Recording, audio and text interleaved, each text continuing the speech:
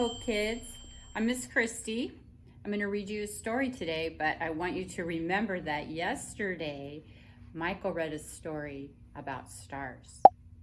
And today I'm going to read you a story that involves a well. You ready? Do you remember yesterday's story? We talked about a man named Abraham and the big promise God made to him.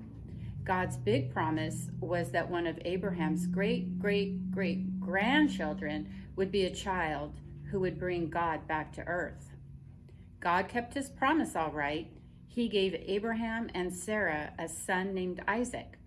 But Abraham and Sarah didn't always keep their promises, and sometimes they sinned in ways that hurt other people. One of those people was Hagar.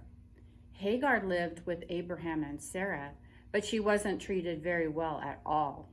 She did everything Abraham and Sarah told her to do, but it never seemed like enough. Why? Well, Sarah was jealous of Hagar, and I'm sure you know that you can't be jealous of someone and loving to someone at the same time. One time, Sarah was so mean to Hagar that Hagar ran away out into the desert. And it looked like Hagar was going to die all alone out there because there wasn't any water in the desert. But God saw right where she was. God heard her when she was crying. And God came to her and gave her some water. Not only that, God promised to give her a son too.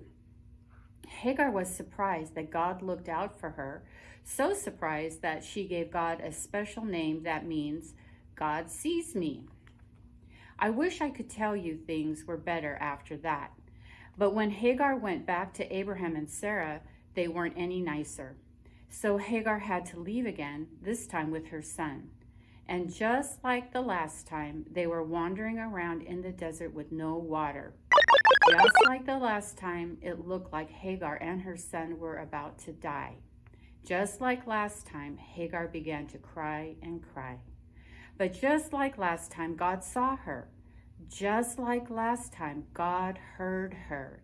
And just like last time, God gave Hagar and her son water.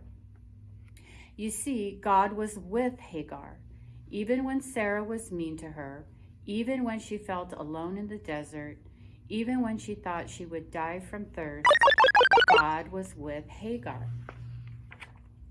God was with Hagar's son too. He would grow up to be a great warrior, an expert with bow and arrow. And years later, he would have kids of his own, and they would have kids of their own until Hagar became a great nation. But even while Hagar's nation became great, they kept on wandering around in the desert. And as they wandered in the desert, they wished they could find a true home, one where no one would be mean to them and they would never get thirsty. A place where all the wrongs were made right and all the dark was made light. God would provide a home like that, but it would be a very, very long time until he did. I hope you liked the story.